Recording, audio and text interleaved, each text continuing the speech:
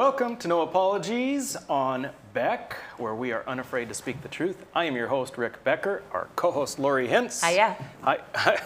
Just trying to mix it up a little bit, hun. Hiya. Hiya. All right. So we have a guest for tonight, Right. Brad Beckedahl, Senator Beckedahl from Williston. We're going to be talking about seatbelts. We're going to be talking about having the legislature go every year instead of every other year. Interesting prospect. Mm-hmm. We've also got more executive orders from Biden. But first, we are going to be talking a little bit about energy. Well, energy in particular, because today was a really interesting day in the Northern Plains. Let's just put it that way. Yes, it was. So the temperature was in the single digits for most of the day, below zero, wind chills down in the 10 to 20 below range all day today, and people had no power in several of their places around Bismarck and Mandan, and they were kind of wondering why. Yes. I shaved today with no light. Wow. So you can, am I good? Yeah, you're good. I got fortunately. dressed with the aid of my phone light. But yeah, it was interesting that it was planned.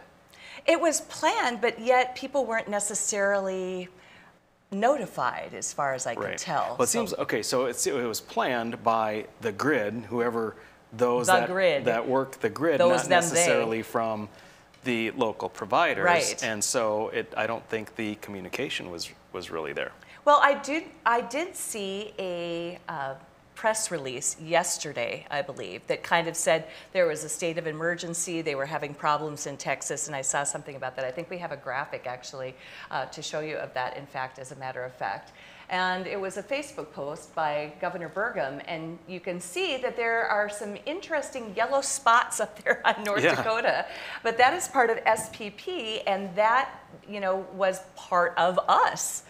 Yep. So, you think, okay, well, I understand that there are these large groups that are grids. It didn't even occur to me that things in Texas would affect us here. So energy emergency alert level 3 issued at 6:15 a.m. on the 16th. So there's today's, and it was kind of like, okay. I've talked to several people who just didn't realize that they were going to be losing their power. And this is really an interesting thing, because I'm just going to say it. I don't recall having rolling blackouts in North Dakota the last 4 years. Just saying. So are you going to pin this on Biden? I don't know. I don't know who's making the decisions about the energy grid now. Listen, here, I got our good friend Eugene Grainer. Right. Who's, I guess, he's president of Heartland Invest. Heartland Investor Services. Yep. And so he was texting me. I was asking him about things, and he wasn't able to be a guest on tonight's program, but it was very informative. He said this is really all about Texas. And Texas has tried to be self-sufficient with energy, which is a laudable goal. Right. Now, they still consume some energy from without, but they don't send any energy to other states. Like North Dakota sends tons out. Correct. So there's very little in the way of transmission between other states and Texas. Texas has tried to be very, as I said, independent. What they have done, though, is 25% of their energy they've put into wind. Right. And the problem is they got this ice storm. Right. Their wind turbines froze up. They suddenly are without any of that 25% that they desperately need when things are excessively cold. Right. They don't have the capacity from coal, which was the best option for them at the time, because over these last decades, they've been shuttering coal plants, they've been decreasing operations. So coal was not able to pick up the slack. Exactly. Because of the drive to do this, check all of the above, which sounds so good, but which means that you've, like Texas did, 25% of your energy needs by wind. And additionally, well, just to take it that next step then. Right. So then Texas in desperate need. You showed the graphic where SPP, and I mean, I'll be honest with you folks, I don't know even what all that means, except that must be some big group, mid-continental grid manager, whatever. Correct. And for some reason, SPP goes into little areas of North Dakota. So SPP is north of Texas. They're trying to shove a bunch of energy to Texas because Texas is floundering because of their dumb mistakes. Right. The big thing, and Eugene pointed it out, it should be obvious, but there isn't, we're going so gung-ho on wind which is it comes and it goes. And the thing is, when you have something that's intermittent, like wind or like solar, to make it reliable, you have to have backup. You have to have battery. Exactly. You have to have battery to be able to store the energy so that when it's not windy or when your turbines freeze, you can use the power that was backed up. The technology isn't to the level where that is able to be done. So they put, by mandate, they've put the cart before the horse by having all of this wind energy that's not reliable, as evidenced by what's going on in Texas right now. Precisely. Now we, in North Dakota, are shaving in the dark In because sub-zero Texas temperatures. was putting 25% of their energy needs into wind. Right.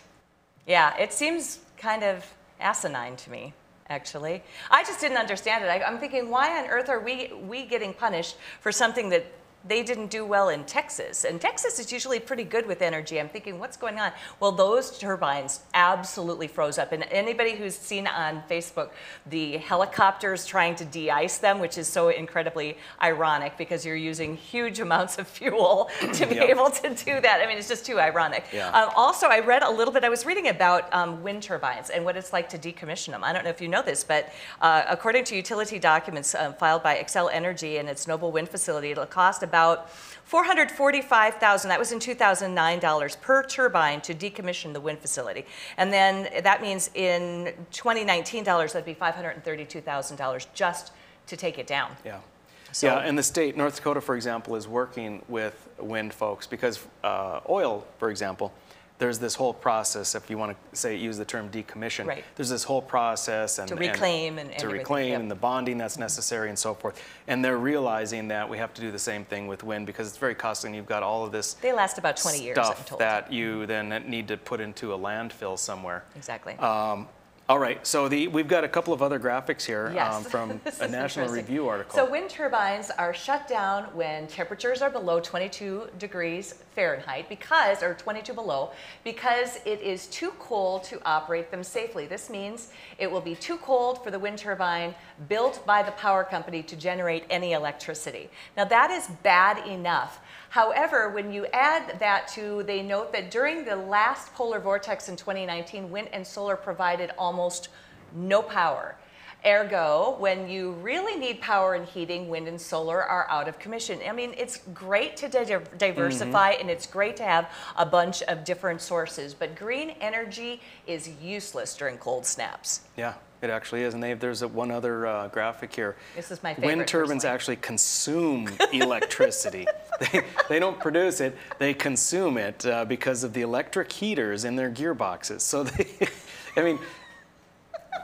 I mean, it makes sense. I shouldn't laugh But probably, but it's really difficult. It kinda causes damage to the turbine. And so says it all. Yeah, wind You need to have turbines were electric. consuming 2 megawatts of telectricity.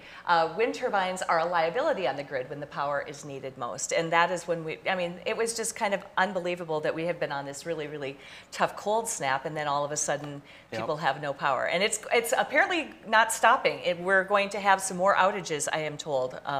There is another rolling one. I had another friend that I saw this afternoon, and he said that there is another one scheduled for later this evening and another one for tomorrow morning sometime. And of course, they can't tell you when. Was yours about 40 minutes or 45 minutes? I or? left the house before it opened back up. You know, I had to pull on the garage Oh, door you did to get push released it it? up and Oh, then back wow. out and then pull it down.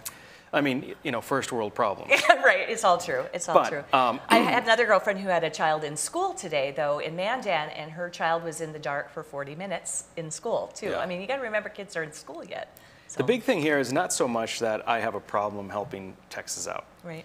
but it's what turns out to be proven mismanagement. It's not mismanagement necessarily because they're actually accomplishing what they set out to do. Right.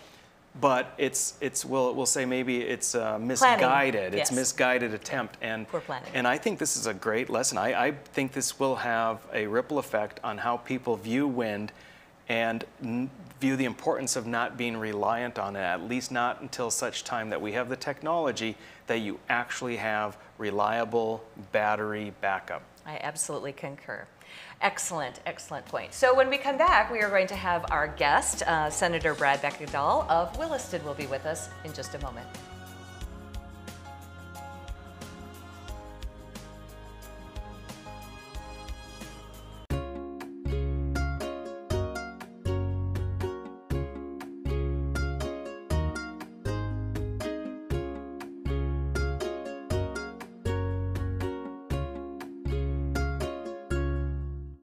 Capital City Restaurant Supply is your one-stop shop for quality restaurant products for the large to small kitchens. Commercial-grade restaurant and bar supplies, limb game processing equipment, refrigeration, dinnerware, and smallware. We sell everything including the kitchen sink from trusted manufacturers for the chef and all of us. Open to the public since 1971, we are veteran-owned and North Dakota proud. Let us take care of your restaurant and home kitchen needs today by visiting us at 1414 Interstate Loop in Bismarck or on the web at capitalcityrestaurantsupply.com. Did you know the Foundation for Rural Service awards scholarships for rural students? The scholarships range from $2,500 to $7,000. Go to www.frs.org for information and applications. Hi, I'm Dennis Haugen, along with my sons Andy and Mike, and we're showing our support for wind energy in North Dakota. Wind energy has provided farmers like us with a steady stream of income that's not tied to the weather like crops and cattle are. Another bonus is that wind farm owners are required to maintain the roads leading up to the turbines. Because of that, oftentimes these roads are the best in the county. Wind energy is good for landowners, it's good for the land, it's good for our economy, and it's good for North Dakota. There's nothing more important than family. And at Prairie Rose Family Dentists, we get it. That's why we have more locations, more dentists, specialists, extended hours, pediatric clinics, and even emergency appointments, so you can always be seen. Book your appointment today at prairierosedentist.com. Prairie Rose Family Dentists. We are family. 40 years ago, Aero Service Team started with one truck and lots of hard work. Times may have changed, but the hard work that we put in to get your lives back in order after fire, water, and disaster hasn't. Over the years, we've seen so many families lose their belongings due to water and fire damage. Restoring homes back to the original state has made every hour of hard work well worth it. Thank you for trusting our family with yours. When disaster strikes, you only have to make one call. Aero Service Team does it all. Pub 21, your one stop for fun, drinks, and food. Our spacious facility provides COVID-safe fun for you and all your friends. With nightly bingo and specials, you can be sure there's something to do for everyone. If you're staying in for the night, we've got you covered just across the way with Pub 21 Liquor. We have a wide variety of options, from wine to whiskey and everything in between. Stop in today at 1014 South 12th Street in Bismarck to see what all the buzz is about. You won't be disappointed.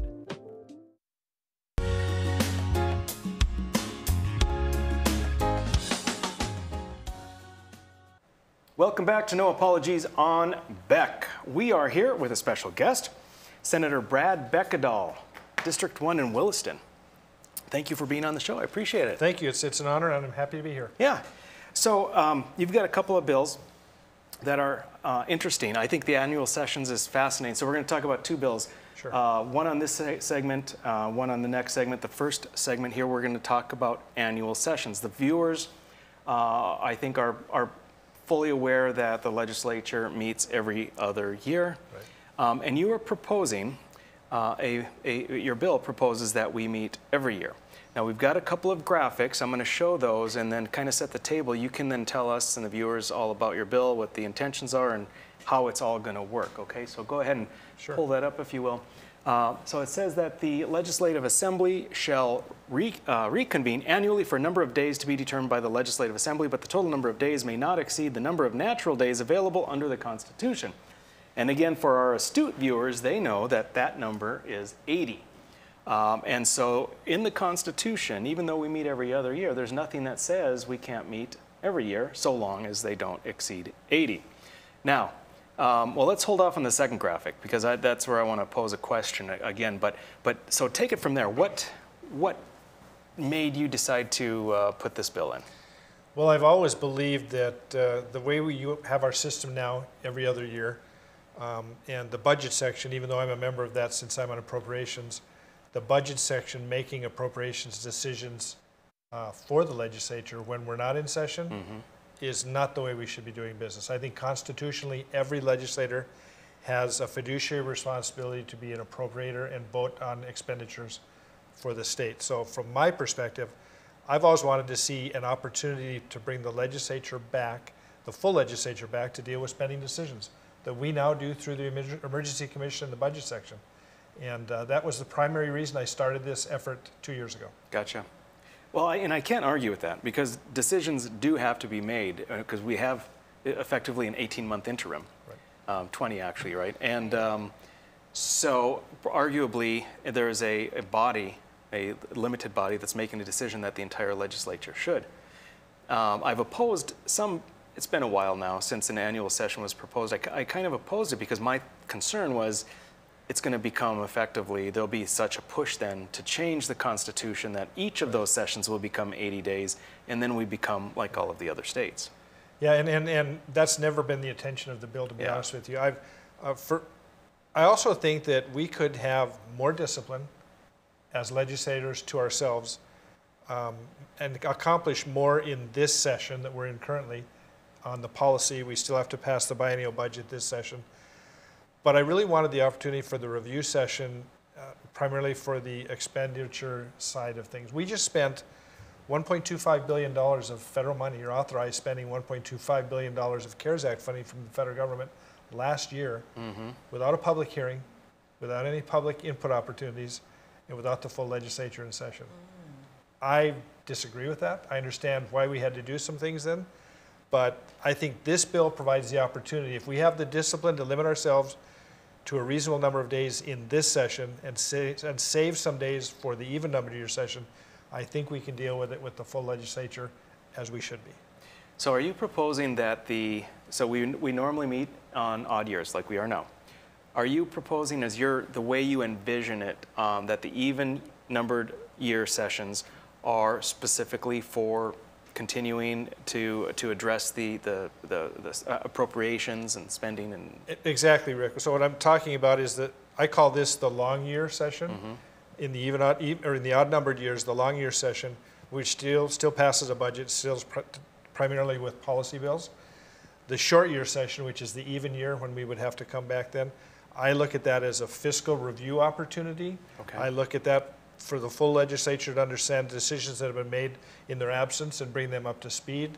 And I also look at that opportunity to, if needed, put in a policy bill that was so critical, or something that got missed in this session, or even something that was done not the right way in this session for a corrective action, which, by the way, we live with for 20 to 24 months if something's not done well or right in this session. And with that, I had to put in place legislation for a bill review committee, much like our delayed bills committee, that legislative management would select. Let's pull up the next graphic. So this is the question that I had for you. Here it says, each legislator shall submit to the Bill Review Committee a copy of each bill the legislator wishes to introduce during the session.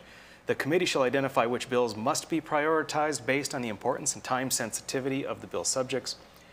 Bills prioritized by the committee must be introduced during the reconvened session, what you're calling the short session, the even-yeared session. Bills not prioritized may not be introduced during the reconvened session. So, if I'm looking for areas to be concerned about, it would be that there is a committee that gets the thumbs up, thumbs down to, perhaps have more control of what can be introduced, and because what you're saying, I think, makes total sense. Focus on the spending bills, address what you need to. If there's a particular policy bill that's important, I really do like your idea. Do you see that it could be abused at all? Or do you think that that's a very unlikely scenario? Well, what wasn't in the graphic that was up there was, if the bill is not allowed to be introduced into the short session, it still can be introduced into the next odd year, which we do now. So you just have the opportunity to go through the bill review process and say, I think this is important. If you think it is, let's put it in, let's correct the issue. It's really, the idea was, since it's such a short session in my mind, how I envisioned it starting out, was to offer the corrective opportunity for something we really need to fix that didn't go well this session. I understand that too. My gut, right when I heard about an annual session, though, was worrying about more opportunities for spending. You know, as a constituent, I was thinking, okay, they spend a lot as it is in one session. If they have it every year, how much more will be spent on appropriations? Yeah, and while that opportunity would exist, I agree with that. My intention was really to focus on the other side when we have revenue shortfalls. We're so tied to oil and agriculture in our economy and our revenue sources, which are global commodity markets. We don't control any of that. And we see such peaks and valleys that are so dramatic.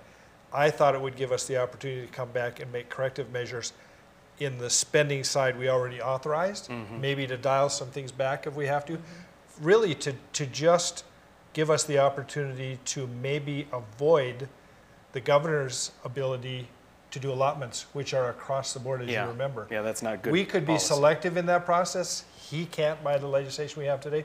Right. I thought that was the side we should look at, not the spending side. I don't want to surprise you with this, but the history of the biennial, is that from the inception of the state of North Dakota? Would this be a change that has never been made before in our legislature? It would be. We've always met every other year since statehood.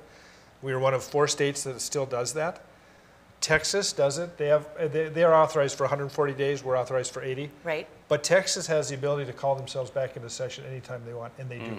So they really are more of a, they're less of a citizen legislature than we are. Yeah. And so Nevada does it. Nevada can call themselves back. Montana does it. They have 90 days. Although last year in 2020, Montana did have a 5-day short session to test it out. Okay. Wow. And so we would be the only ones that don't have the ability to call ourselves back that have not tried a short session yet. Interesting. Now, Wyoming, I think, is 60-40, right? Or 40-20. 40-20. And so they only are at 60 days, but they have, I think, a similar scenario to what you're proposing. Like a second time with a shorter session. Focusing policy on the one end. Yeah. And South Dakota used to be that way, but they're more balanced out now, doing a little bit of both. So, but they still do a biennial budget like we do. Yeah. Interesting. Now, I'm not so concerned about spending more, as you might think, and as viewers might think, because we already spend everything that we. I mean, it's true. We spend everything that we anticipate is coming in. So in theory, let's say oil just skyrockets, we could spend more. But as Senator Bekkedahl said, if oil drops, we can better address these issues that come up with it. Well, I love this topic. It's very interesting. Do you have a feel for how things are going on it? Do you get a gut feel? Or? The Government Veterans Affairs Committee gave it a 7-0 do pass in the policy hearing in the Senate. It's before appropriations right now, and that's where we've suffered in the past. And in the appropriations, really the cost of the session is appropriated for 3 days at a cost of $159,000.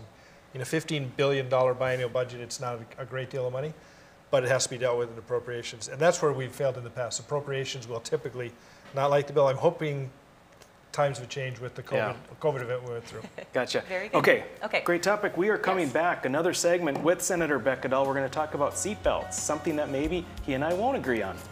That's right.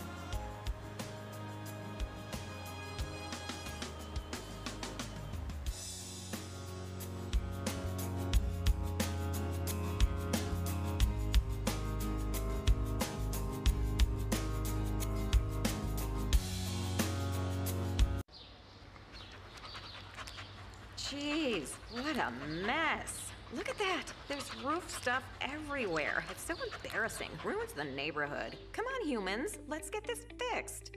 Don't let your roof go to the dogs. Call America's Best Contractors for your free estimate. Need a new woof? After checking with the rest, go with the best. America's Best Contractors. 258-2412. Online at americasbestcontractorsincorporated.com.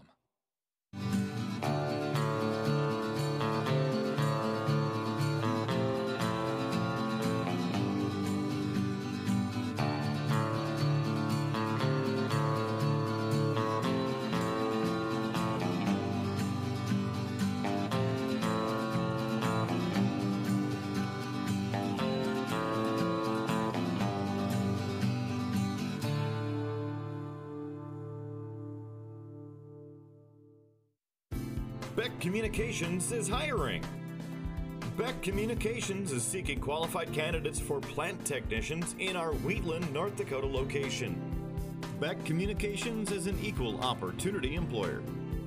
To view the job details, visit www.beck.coop. To apply, email your cover letter and resume to careers@bechtel.coop. Beck Communications, making connections that matter. In southwestern and south central North Dakota, on any given day at any given moment, a Dakota Community Bank and Trust customer is logging in or signing on to do their online or mobile banking. We believe that community banking can blend both the past with down-home customer service in-house and the future with modern banking conveniences and technology for our customers anywhere, like here or here, all while honoring our long-standing tradition of community-first oriented banking here at Dakota Community Bank and Trust. If you're a Beck Fiber customer or the dependent of a Beck Fiber customer, you might qualify for scholarships.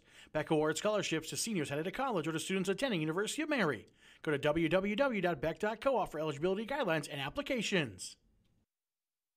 The experienced professionals at Superior Glass provide residential and commercial glass installation and repair services in central and western North Dakota. Superior Glass is your source for stained glass projects, mirrors, windows, touchless, and automated entry solutions. Stop by and see us at 3323 East Broadway in Bismarck or call us at 701-258-5600. Superior Glass, where you get superior service for less. Bye for now. Did you know the Foundation for Rural Service awards scholarships for rural students? The scholarships range from $2,500 to $7,000. Go to www.frs.org for information and applications.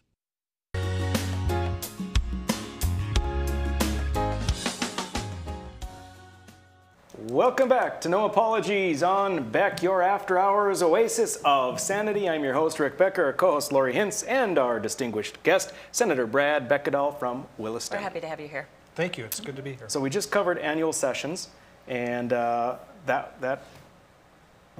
I'm surprised. I think I'm totally sold on it. Yay! I'm gonna vote yes, probably. Wow, well done. Okay. Good job. So I wanted to say something nice before I say something mean, because next we're talking about the primary seatbelt law. Primary. So, well, I'll let you explain, Senator Beckedahl. Right now we have a secondary seatbelt law. Can you explain to the viewers what that means and what you're proposing to change to? So a secondary seatbelt enforcement means that you have to be stopped for some other offense or violation to be also cited for not wearing your seatbelt, if you're not wearing your seatbelt on that infraction stop. Primary is if you're seen not wearing your seatbelt, you can be stopped for that offense and there's a fine associated with it. Gotcha. I have a question. Your seatbelt law is 2121. Did you do that on purpose? No, I didn't. That's totally random. As Representative Becker knows, that's a random association. I was wondering about that because that was pretty cool. Not going to lie. All right. It's easy for me to remember that. Yeah.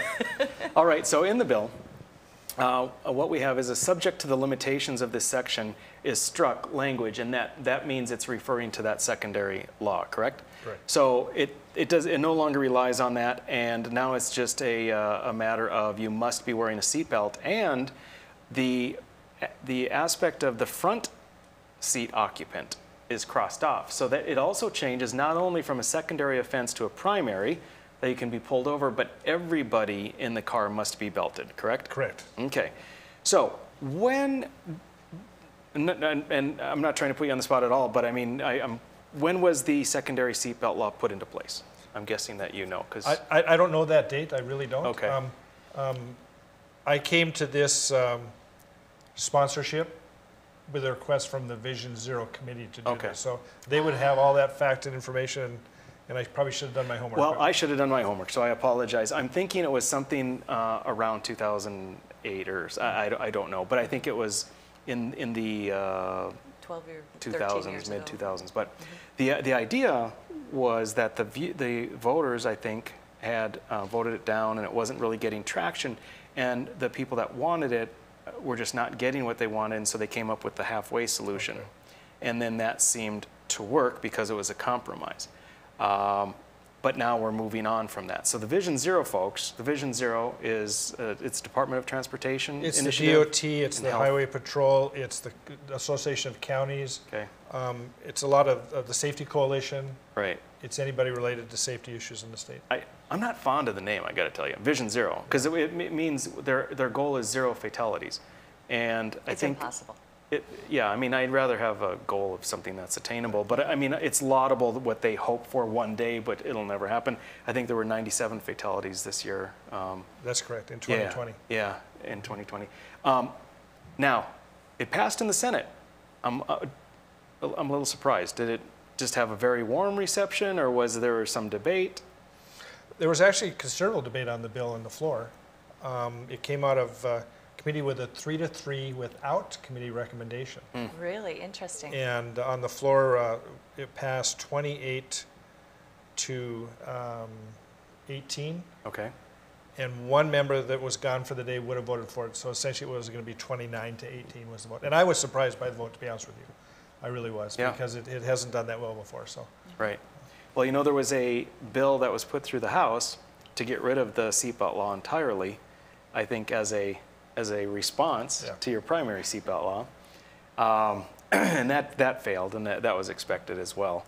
I'm not sure. I wouldn't put a lot of money that's going to pass in the House. The thing is that I think Vision Zero's angle and why you supported the bill, and I don't mean to speak for you, but is because it's generally believed that seatbelts save lives. Right.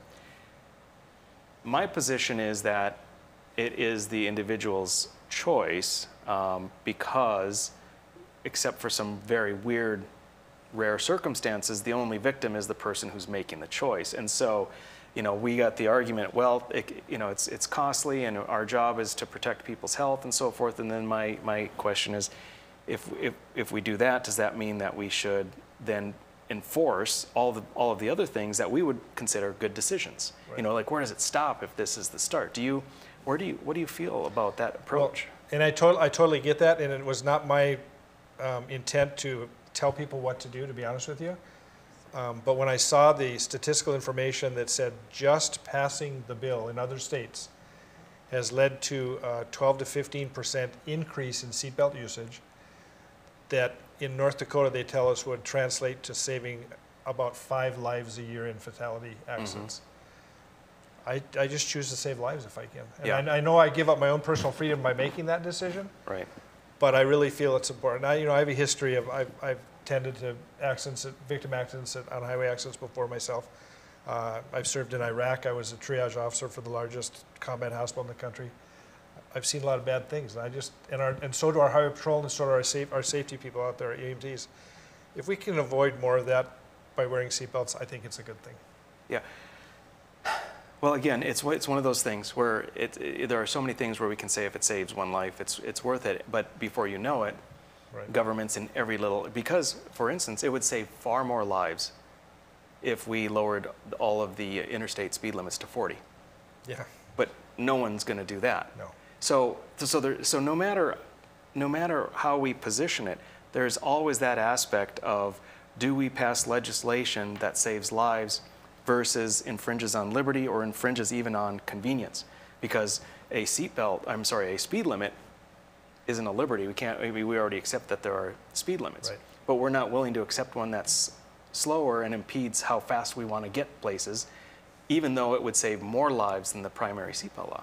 Now the bill it's passed the Senate, so it goes to cross over to the House on the 26th of this month, correct? So it goes over to the House side. Have you been lobbying? Are the Vision Zero people lobbying the House, or? I don't know if they're doing anything. I haven't done anything. We're separate chambers. We respect that. And when it's time for me to go over there and introduce the bill, I'll do that. Mm-hmm. And at that point, I really leave it up to people to make their own decisions. I've never, we call it working a bill. I've never been a bill worker. Mm-hmm. If it makes sense to people and they're going to support it, I'm happy with that. Excellent. It's all about individual decision at that time. So. Yeah. Well, I can't argue with that. So that's gonna. I'm assuming, of course, it came through Transportation Committee. It did. Yeah. So that's my committee. Oh, good. You'll get to see it right away. I'll see it right away. All right. I just don't know which way I'm going to vote. All right. Anything else going on with you and Senate? Anything that you wanted to say in our last minute here? No, I really appreciate this opportunity. I mean, I'm all about transparency, honesty, and getting things out to the public. And this is a great venue. So really, thank you both for doing this. And thanks for the invite. I really enjoyed this. Appreciate having you on. It's been fun. It's always good to be informed, and that's what we always want to do for our viewers. Exactly. Yeah. Thanks. Brad Bekkedahl, Senator Bekkedahl. All right, we are going to be coming back next with Brain Food. Brain Food.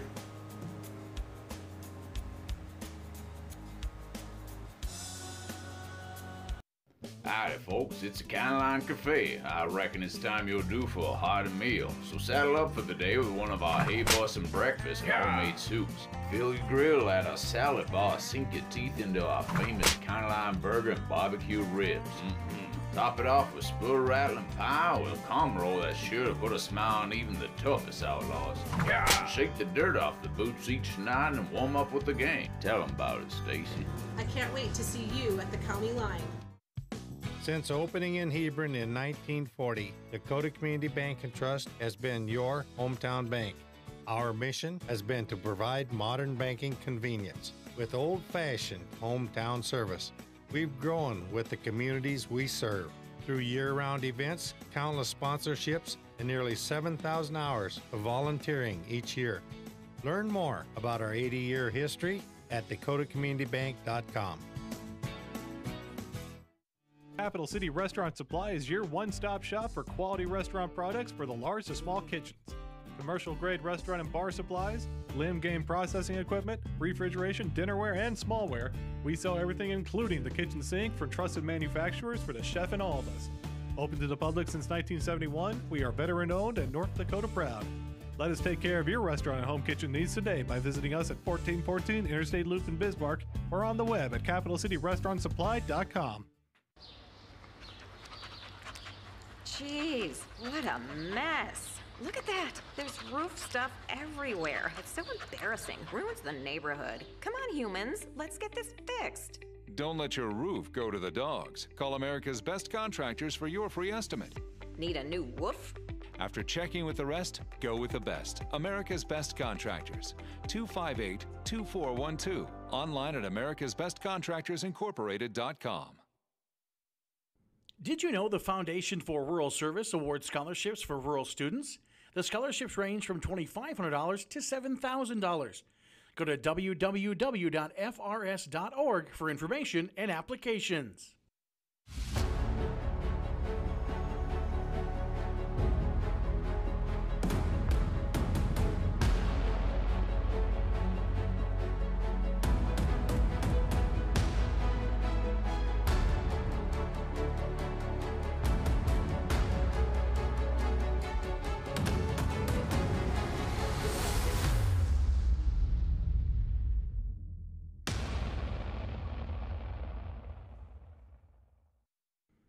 If you're a Beck Fiber customer or the dependent of a Beck Fiber customer, you might qualify for scholarships.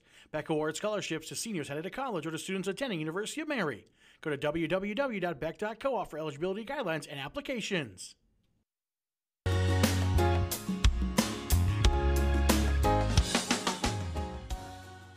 Welcome back to No Apologies on Beck. It's time for brain food, nourishment for your noggin. We're just going to do our best to educate you tonight. So Edumacate. Educate. Let's get right to it. My very first word on brain food today is, I love this word. I use this in my kids' fitness classes. I use this word when I'm getting up in the morning. Remember, just perseverance. Perseverance. Some days are just really busy. So it was from an email last week from the Epoch Times on Friday the 12th, which was Abraham Lincoln's birthday. And I saw this word. And if you feel disappointed, frustrated, or defeated by the way things seem to be going in your country, just listen to some Lincoln notable facts. He had defeats in 1832. He ran for a seat in the Illinois state legislature and lost. 2 years later, he won and was reelected 3 times. In 1838, he aspired to become Speaker of the state legislature and lost. In 1840, he sought to become an elector in the Electoral College and he lost. In 1843, Abraham Lincoln ran for the House of Representatives and lost. When he ran again in 1846, he won. In 1854, he ran for the U.S. Senate and guess what? He lost.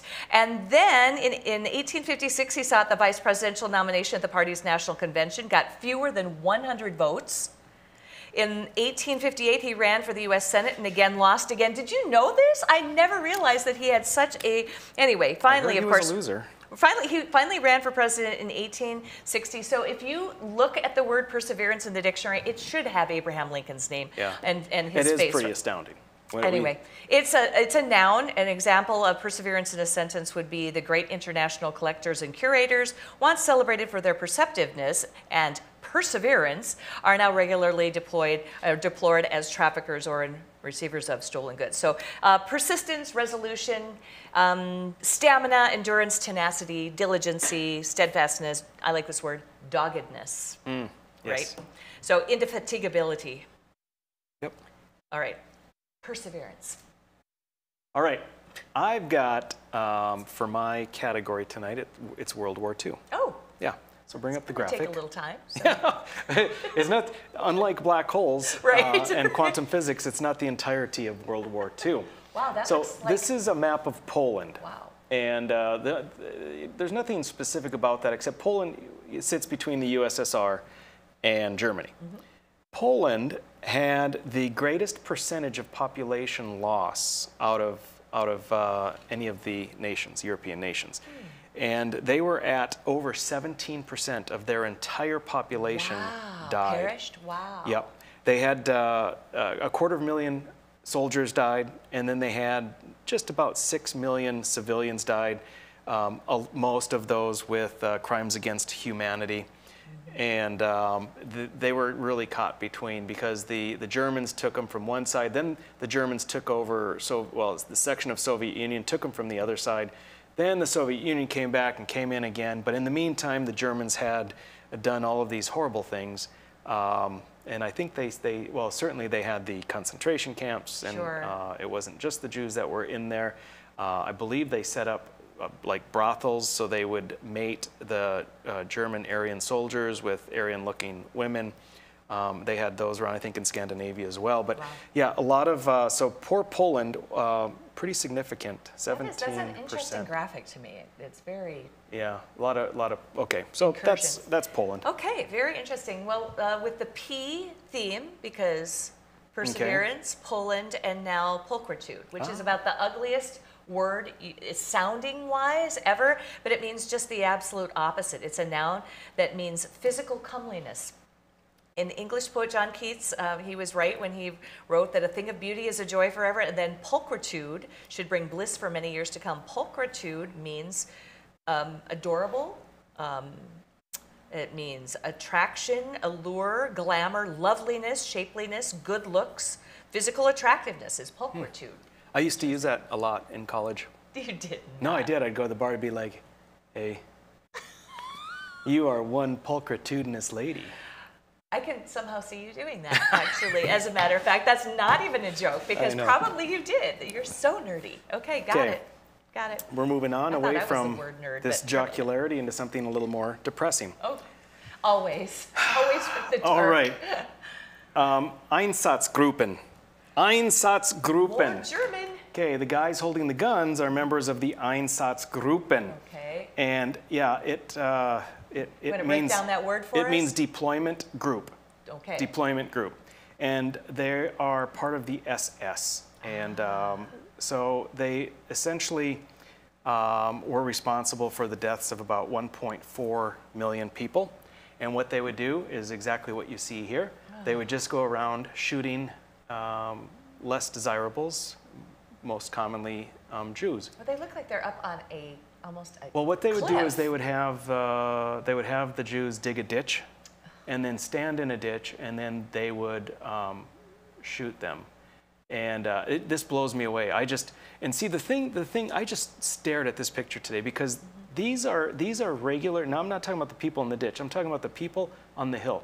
These are regular human beings that somehow, when they were children, they were not thinking, hey, I'm going to kill people. Right. Somehow, over the course of time, with what occurred in the nation, with the political climate, and with pressure, they came into this to being truly monsters. Evil. The Einsatzgruppen were responsible again for 1.4 million deaths among the Jews.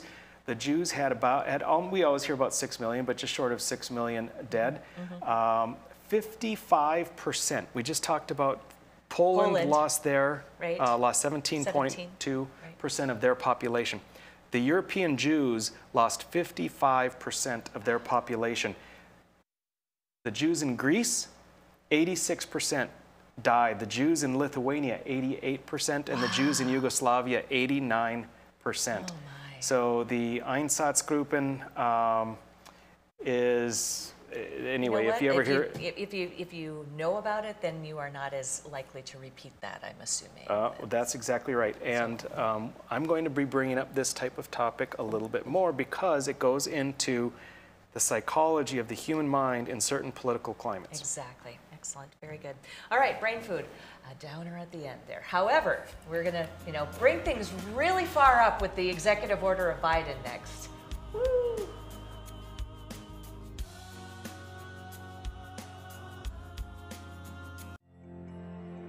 There's nothing more important than family. And at Prairie Rose Family Dentists, we get it.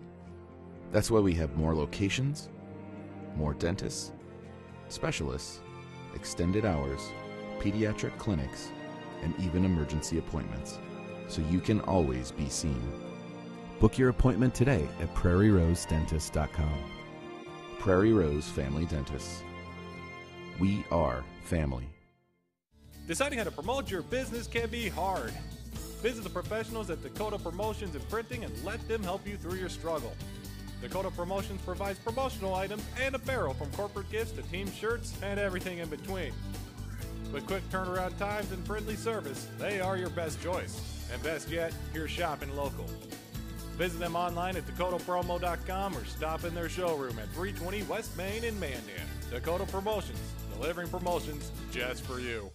Hi, I'm Dennis Haugen, along with my sons Andy and Mike, and we're showing our support for wind energy in North Dakota. Wind energy has provided farmers like us with a steady stream of income that's not tied to the weather like crops and cattle are. Another bonus is that wind farm owners are required to maintain the roads leading up to the turbines. Because of that, oftentimes these roads are the best in the county. Wind energy is good for landowners, it's good for the land, it's good for our economy, and it's good for North Dakota. 40 years ago, Aero Service Team started with one truck and lots of hard work. Times may have changed, but the hard work that we put in to get your lives back in order after fire, water, and disaster hasn't. Over the years, we've seen so many families lose their belongings due to water and fire damage. Restoring homes back to the original state has made every hour of hard work well worth it. Thank you for trusting our family with yours. When disaster strikes, you only have to make one call. Aero Service Team does it all. The experienced professionals at Superior Glass provide residential and commercial glass installation and repair services in central and western North Dakota. Superior Glass is your source for stained glass projects, mirrors, windows, touchless, and automated entry solutions. Stop by and see us at 3323 East Broadway in Bismarck or call us at 701-258-5600. Superior Glass, where you get superior service for less. Bye for now. Now is the best time to plan for your 2021 farm equipment needs. North Dakota-based Summers Manufacturing is currently offering early order savings. Take advantage of big savings on North America's broadest tillage line, including the Super Coulter Samurai and the innovative VRT Renegade, as well as the best built, best backed land rollers in the industry. Talk to your Summers dealer today or go to summersmfg.com to learn more about early order savings available on all Summers equipment.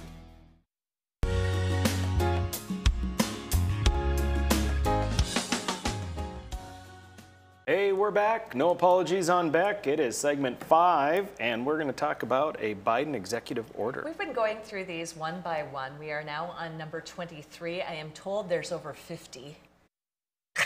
We may have to pick up the pace. We got a ways to go. Or skip on the little these. ones. Yeah, right. Well, this one's But it's important to know. It's important helpful to know. to educate people, and we should definitely know what he's doing, because I don't know that anybody else is really doing that. Have you seen anything on the executive? I mean, he just kind of did them, signed them, and then all of a sudden radio silence by the media. What's that all about? Right. Well, and politically speaking, it makes sense to dump a ton out there because there's too much to cover in depth. Right. But when we go through them and identify some of the concerns, it gives an overall picture of what the Biden presidency is all about or desires to be all about. And so I think it's worth it. Great point. I think it's worth All right, it. let's see what we've got here for number 23 for executive orders. This one is executive order on ensuring, and there's that word Equitable. every single time, equitable pandemic response and recovery. They're really into equity. All of these that we've done pretty Everything. much so far have at least at one point had that word. And in it. that alone tells you how deeply entrenched the far left wing of the party is, because they feel compelled to include it in nearly every single executive order. Do you want to go ahead and read this? All right, the COVID-19 pandemic has exposed and exacerbated severe and pervasive health and social inequities in America. For instance, people of color experience systemic and structural racism in many facets of our society and are more likely to become sick and die from COVID-19. The lack of complete data disaggregated by race and ethnicity on COVID-19 infection, hospitalization, and mortality rates, as well as underlying health and social vulnerabilities, has further hampered efforts to ensure an equitable pandemic response. Okay. I got a couple of trigger words. Did you get a couple of trigger words? My first one is systemic. Every single time. They always come up with the word systemic and structural racism. Yeah. That's Here's the biggest problem I have with this graphic. They say, and this is what they always do, they always throw out that it's factual. They say that that people of color are more likely to become sick and die from COVID-19. Prove it. The very next sentence they say, we have No lack data. of complete Lack of data, complete and it's data. not disaggregated by race. Right. We don't know any of these things, and so that's why we have to figure them out. But we do know. Well, we know that it's. It must be true. Yes, it must be true. It's that got to be true. Inequitable. So, because we are racist. despite increased state and local efforts to address these inequities, COVID-19's disparate impact on communities of color and other underserved, there's another word, underserved populations, remains unrelenting. It doesn't mean anything. It means nothing. Their words in these things are, I mean, who wrote these? The impact on communities of color is unrelenting. Based on what? Show a study. Let's see some data. Yeah, it's okay, we're moving on. It is impossible to change the course of the pandemic without tackling it in the hardest hit communities in order to identify and eliminate health and social inequities resulting in disproportionately higher rates of exposure, illness, and death. I am directing a government-wide effort to address health equity. Wow, how many times can they get that into a sentence? That'd be super cool. The federal government must take swift action to prevent and remedy differences in COVID-19 care and outcomes within communities of color and other underserved populations. Now, somebody explain to me why they are constantly saying these same words. Are they just hoping that people believe it if they say it enough times? Yes, exactly. Oh, okay. That's exactly it. I just figured. Right. They constantly assert, without any support whatsoever, that racism is the cause for each of these problems, or that somehow these problems are intertwined with racism, and that's how they approach everything. It's astounding. It is absolutely astounding. The other thing is that this has been their purview for decades, right? Eradicating racism, eradicating the problems that are causing racism. Getting rid of the inequity. But yet nothing has changed. Nothing ever changes. That's right. What they do is they talk about these things, and I think you and I have talked before. I don't know that they actually truly, now I'm not talking about the average Jane and Joe, leftist, or lefty, but these folks that are in power, what would they do if they somehow achieved this so-called elusive equity? Equity, right. They would have nothing. Right. Because that's all they have, is to hold this out, to teach people and reinforce that they're victims, and that somehow these politicos are their saviors. And that's why they keep on preaching that you don't have equity, you need equity, we can provide equity. And it's always about division, dividing. Racism, and it gets tiresome, honestly, it's truthfully, very because it's tiresome. not even true. So recommendations for how agencies in state, local, tribal, and territorial officials can best allocate COVID-19 resources in light of disproportionately, there's that word again, high rates of COVID-19 infection, hospitalization, and mortality in certain communities, and disparities in COVID-19 outcomes by race, ethnicity, and other factors to the extent permitted by law. Recommendations for agencies with responsibility for dispersing COVID-19 relief funding regarding how to disperse funds in a manner that advances. Now see, what's great about this is that our viewers now know the trigger words. You know what to look for when you read something. Do you remember when you put up equity as one of your words? Yes. And I think we showed, or maybe I can't even remember. The difference was inequality. But and we showed a graphic where, you know, the person that was considered to be advantaged had their box they're standing on taken away and given to the shortest person so that they had 2 boxes so that everything was equal.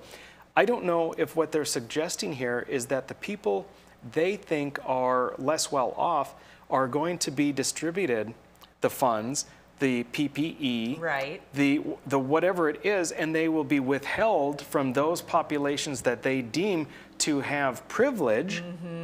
So the problem here is they have to try and get equity, they have to control everything. Exactly. There is no free market, there's no anything, there's no merit, there's nothing. It's we control every single avenue. Therein lies the problem. When they have complete and utter control, it's all abused. All right, really quick here. The task force shall develop in collaboration with the heads of relevant agencies a set of longer-term recommendations to address these data shortfalls and other foundational data challenges like none, and including those relating to data intersectionality, there's a delightful word, that must be tackled in order to better prepare and respond to future pandemics, because of course we got to be ready for and the what next they're one. doing here, and they talk about how they are going to do what's necessary to prevent inequities in the future. Right.